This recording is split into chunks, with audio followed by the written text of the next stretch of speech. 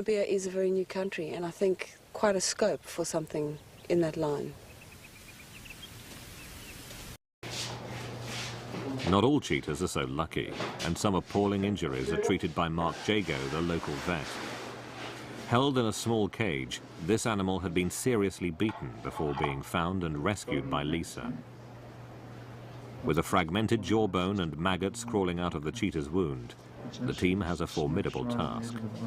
When a farmer has a predator in a box trap, to him, he has a serious problem. He doesn't know what to do with it, and if it's out in the veld, he knows that that animal needs food and water. So he has to actually drive out, feed it, and give it water every day.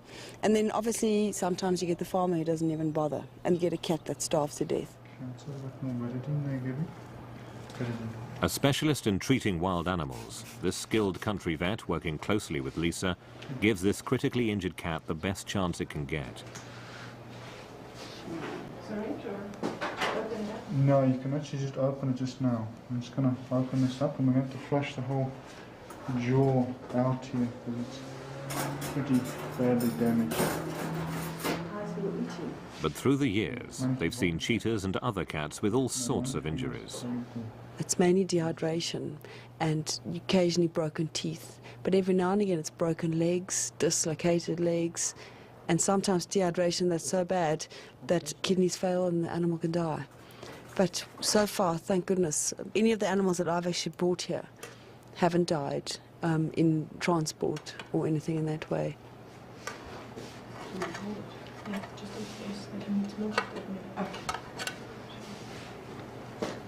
Yeah, I think we better take an X-ray of this too. The operation has been successful, but it's much too early to say if the animal will recover. There are, however, already many cheetahs that can thank Mark Jago and Lisa for still being alive.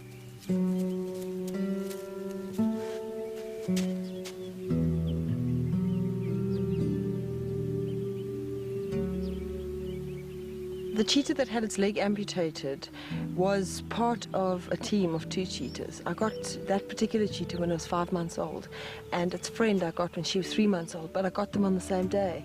So I brought them up together, and cheetahs bond closely, so they were very good friends. And if that cheetah had been alone, if the one that had its leg amputated had been a loner, I would have put it down, because, you know, a wild animal is not something that can easily adapt to having 3 legs. But those cheetahs are a team, and the other cheetah would be completely alone without that one, and she just doesn't want to be friends with anybody else. So in fact, for her sake, I kept him alive and rather had the leg amputated. But he's adapting pretty well. He seems to be managing fine on 3 legs. All of Lisa's rescued animals recover in safety. They go home with her to the Africat base at the Hanssens' Okonjima home. Okonjima is not only an oasis of care, but the family farm. No animal in need has ever been turned away from here. But importantly, no animal has ever been kept here without good reason. Orphaned and injured animals are cared for by family and friends, and returned to the wild whenever possible.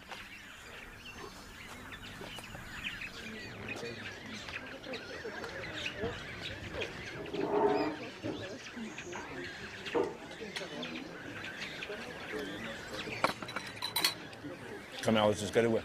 Come, let's go to work. Come. I decided to save cats after being many years in a hunting profession, and one day after having to bring down a wounded leopard shot by somebody else. It was just such a sick episode that I promised myself every leopard that was shot during that time, I would like to save 100 thereof. I approached many foundations for about 3 years, and the money just came in so erratic that it just hardly made it possible. Then we decided to start making it ourselves.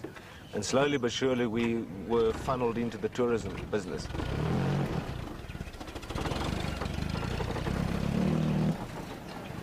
Money raised from visitors to Okonjima goes straight back into the Africat Foundation's funds for rescue and rehabilitation. The Africat Foundation is run on a guest farm, our farm, Okonjima, and obviously they have an advantage to be together because guests coming to Okonjima can see the cats, and at the same time they make donations on which the project runs on. And if it wasn't for those, there would be no project, because all the cats that we've saved, and I was actually trying to count yesterday how many cats that we've gone through, and just between cheetah and leopard it's over 200 now, and all of those have been rescued, and that has been funded by donations from the guests. With these impressive numbers, 170 cheetahs and 90 other cats released back into the wild, the family initiative is probably the most successful conservation effort anywhere in the world for cheetahs and other cats.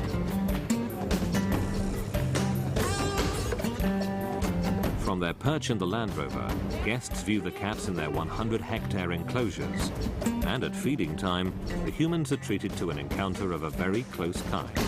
One they'll probably never forget.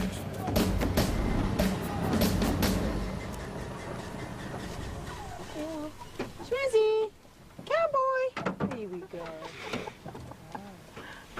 This is environmental education at its best, and already thousands of people have been through the Hanssens' outdoor conservation school.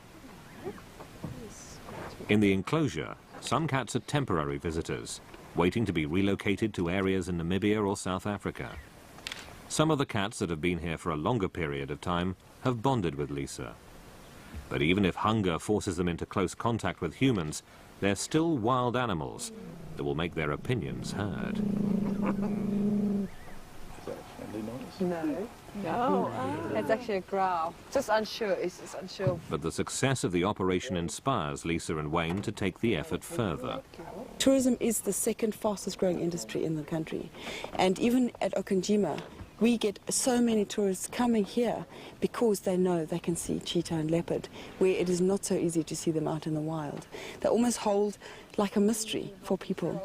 And the photography, the photographic worth of a predator is far more even in trophy hunting.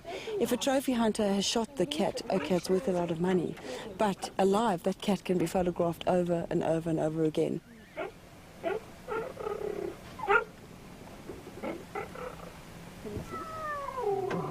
What's the curling lip? That's like a hiss. He's hissing at me. He's saying get on with it, huh? Yep, that's exactly what he's saying. He wants his food. Meow. Okay. Oh, no, don't take that. Don't take that. No, you're getting all stuck. You can only have one piece. He's trying to take it.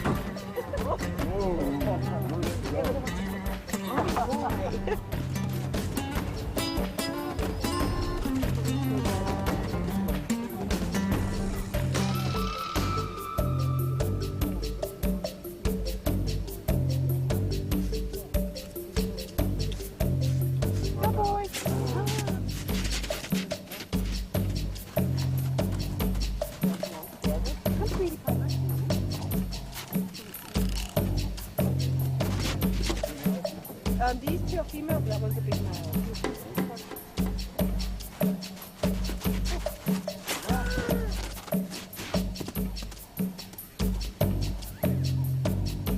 We've been saving many more cats than we'd ever predicted. Not only the leopard, which I'd originally started with, but also cheetah and many other cats that may not necessarily be endangered, but just the way that they are shot unnecessarily due to a complete misunderstanding by farmers. We thought that we had to get into this thing. It's going to become a very long-term program because we've got to work with farmers that have been on the land for many years. And it's going to become a lifetime project. And the fruits thereof, the most important of all, is when you open up a cage and see this cat go back into freedom, which otherwise would have become a skin on a wall for sure.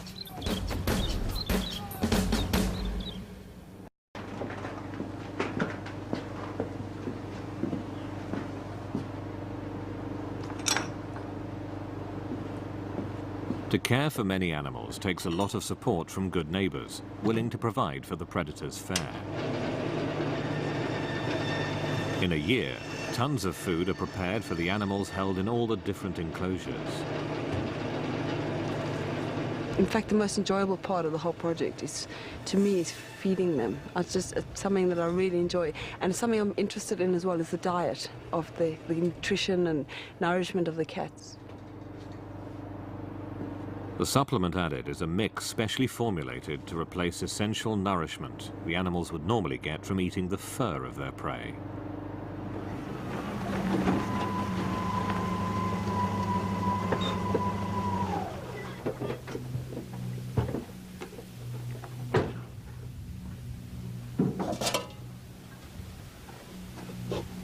In the beginning, I go in at night time so that it's in the dark, not to stress them out. But after a while, you do have to go and check their condition, and they go mad. And in doing that, it stresses them out and it stresses me out. But it's something that has to be done. Forward. Yeah. Somewhat stressed, but recuperating, the badly beaten cheetah has a really good chance of eventually being released back into the wild, away from farmland.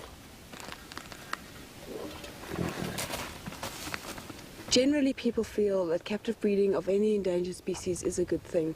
If you can breed an animal up in captivity and then place them back in their natural habitat. Now with cheetah, it is a little bit different in that they don't breed very well in captivity, and if the natural environment is hostile towards them, you can't put them back in the bush anyway.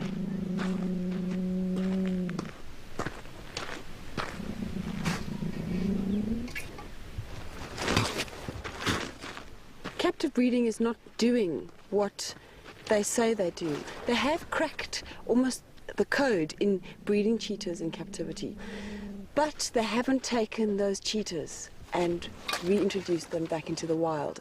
The captive breeders put the word out, they need females. They need new blood in their captive breeding population. But in Namibia, we have the largest free-ranging cheetah population in the world, and it's in a situation where the majority of the people who hold those cheetahs in their hands are anti-cheetah because they kill livestock. So they are happily catching them, and instead of shooting them, thinking they're doing cheetahs a favor, keep them alive, we'll just sell them to an animal dealer, and the animal dealer sells them to a captive breeding facility. And everybody says, oh, but at least it's going to a good cause. But they don't see situations that I've seen. If you look at how close cheetahs get, how they actually bond, if you look at two cheetahs that have been brought up together, or how a mother looks after her cubs, that it's morally wrong to do something like that. As far as I'm concerned, a lot of people wouldn't agree with me. And in fact, probably everybody in captive breeding would disagree with me. And most people would probably think I'm a bunny hugger as well. But it's just what I've seen. And I've seen the suffering of these animals, mothers calling their cubs that are never coming back. And to me, that's completely unnecessary. Since cheetah cubs are taught by their mothers to hunt, orphans can never be successfully released, as they would starve to death, and so they remain captive for life. But Lise has a long-term dream that eventually she will find a way to teach other cubs survival in the wild, enabling future releases. It's so great to see these little guys in their new house because they don't know what to do with all the space. Running around, they just can't believe their luck. So it's a good feeling. Obviously, I mean, these animals are used to